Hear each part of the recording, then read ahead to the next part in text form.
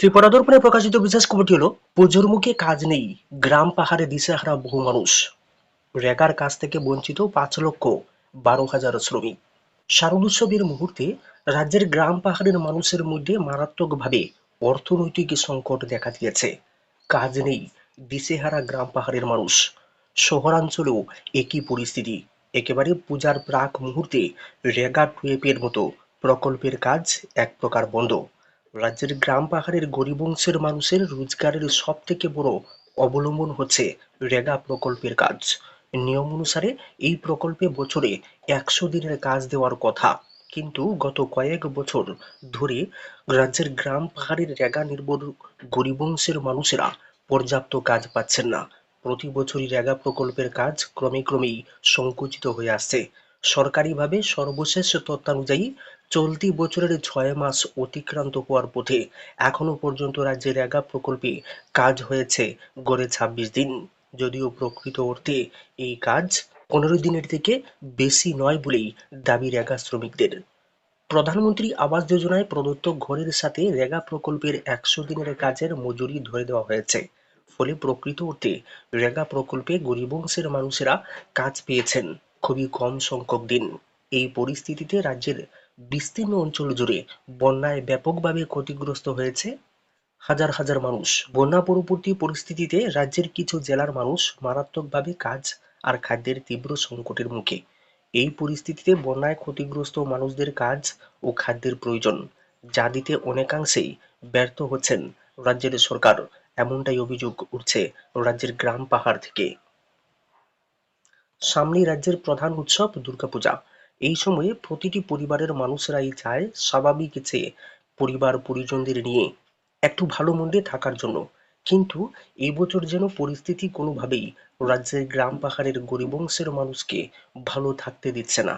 গরিব অংশের মানুষের দুবেলা দুমুঠো অন্নের ব্যবস্থা করতেই হিমশিম খেতে হচ্ছে। এর মধ্যে রয়েছে প্রশাসনিক বঞ্চনা। গত 6 মাসে রাজ্যের প্রায় 5 লক্ষেরও বেশি রেগা শ্রমিকদের ভাগ্যে কাজ জোটেনি একদিনও। তারপরেও রাজ্য সরকার রাজ্যের কোথাও মানুষের মধ্যে অভাব অনটন রয়েছে তা মানতে নারাজ। শুক্রবার সন্ধ্যা পর্যন্ত রেগা প্রকল্পের সরকারি পোর্টালের তথ্য অনুসারে রাজ্যে কাজ হয়েছে গড়ে 26 দিন। এর মধ্যে রয়েছে প্রধানমন্ত্রী আবাস যোজনায় ঘর প্রাপকদের 100 দিনের মজুরির টাকা। ঘরের মজুরির টাকা সহ 26 দিন কাজ হলেও মাসের হিসেবে গড়ে 4 দিন কাজ পেয়েছে রাজ্যের গরিব অংশের মানুষেরা। তাও আবার রাজ্যের সব জেলায় বা সব ব্লকে সমানভাবে নয়। কোনো কোনো গ্রাম পঞ্চায়েতে এখনো পর্যন্ত কাজ হয়েছে গড়ে 10 থেকে 12 দিন। মাসের হিসেবে তা গড়ে 2 দিন। আসন্ন শারদোৎসবের মুখে রাজ্যের গ্রামাঞ্চলের মানুষ কাজের জন্য হন্যে হয়ে ঘুরছেন। রেগার সরকারি পোর্টালে দেখা গিয়েছে, চলতি বছরের 6 মাসে রাজ্যের 1,57,879টি জব কার্ডের জন শ্রমিক রেগার কাজ থেকে বঞ্চিত হয়েছেন। যদিও রাজ্যের গ্রাম পাহাড়ে কাজ বঞ্চনাকে কেন্দ্র করে বহুবার ঊর্ধ্বতন কর্তৃপক্ষকে অভিযোগ জানিয়েও কোনো কাজ হচ্ছে না বলে অভিযোগ রয়েছে। বিপ্লব দেবের বাড়িতে হামলার অভিযোগ খারিজ।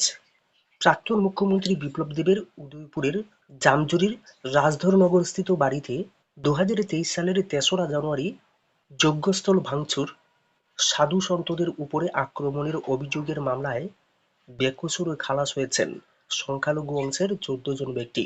শুক্রবার উদয়পুরের চিফ জুডিশিয়াল ম্যাজিস্ট্রেট দেবলীনা কিলিকদারের এজলাসে নিষ্পত্তি হয়েছে মামলাটির।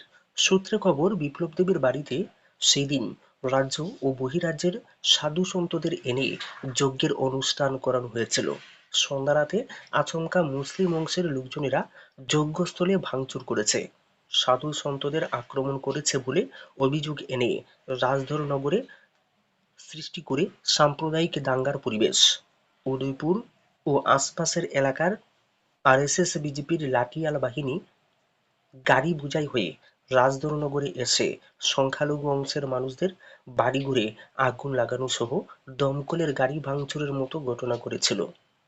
তৎকালীন জামজুরি পঞ্চায়েতের প্রধান সুব্রত দাস কাকরাবন থানায় 14 জন সংখ্যালঘু মুসলিম অংশের মানুষের বিরুদ্ধে যজ্ঞস্থলে ভাঙচুর, সাধু সন্তদের আক্রমণ করেছে বলে লিখিত মামলা দায়ের করেছেন। এই ঘটনায় একাধিক ধারায় মামলা গ্রহণ করে পুলিশ গোটা ঘটনার তদন্ত করে আদালতে চার্জশিট জমা দিয়েছিল।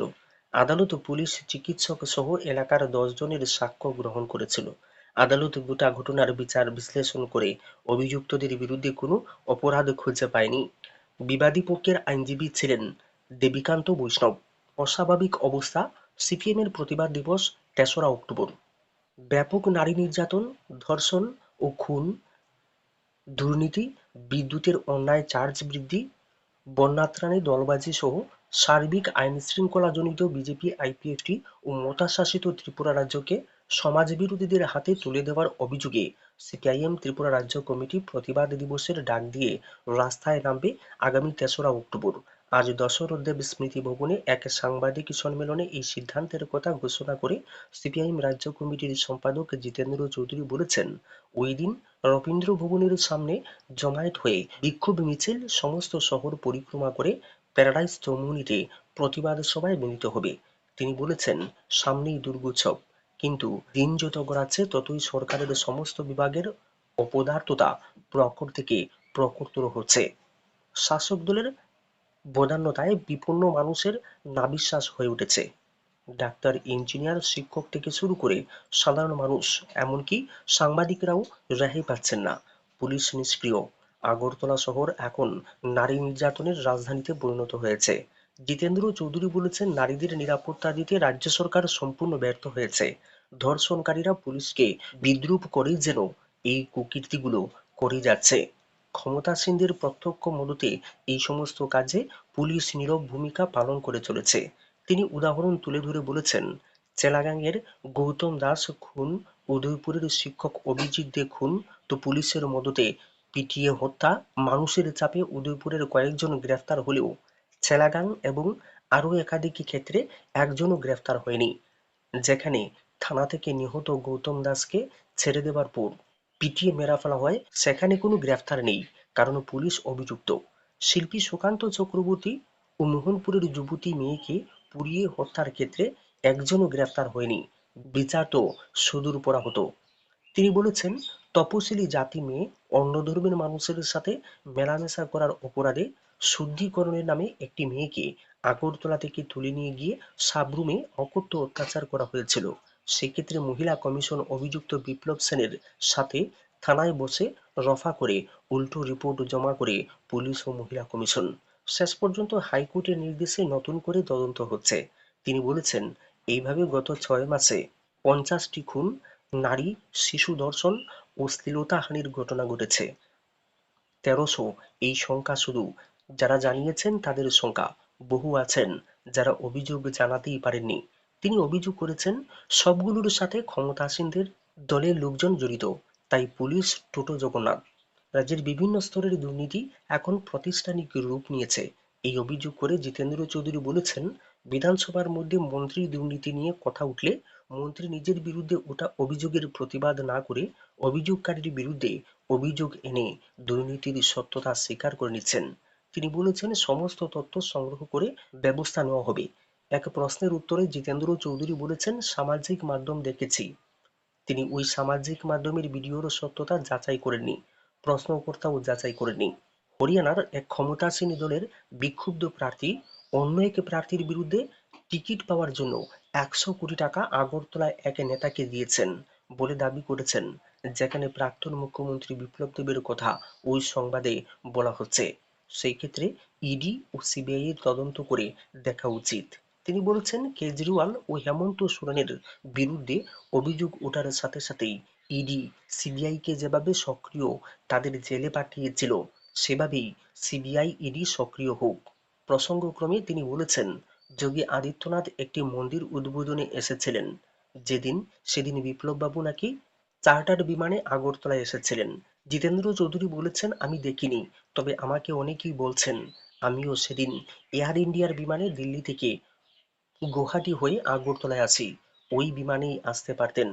বন্যায় আক্রান্তদের কথা উল্লেখ করে বলেছেন, দুর্ভাগ্যজনকভাবে আক্রান্তদের ত্রাণ নিয়ে চূড়ান্ত দলবাজি হচ্ছে। সরকারি সাহায্য এমনিতেই ন্যূনতমের থেকেও কম, তাতেও দলবাজির জন্য বিরাট অংশের মানুষ বঞ্চিত হচ্ছেন। তিনি বলেছেন, সরকারের ভূমিকা অমানবিক। তিনি প্রশ্ন তুলেছেন, কেন্দ্রীয় পর্যবেক্ষকরা সব রেখে গিয়ে কি করলেন বুঝিনি। তিনি বলেছেন, বেকারদের নিয়ে সরকার ছিনিমিনি খেলছে, রাজ্যের চাকরি অন্য রাজ্যে বিক্রি হচ্ছে।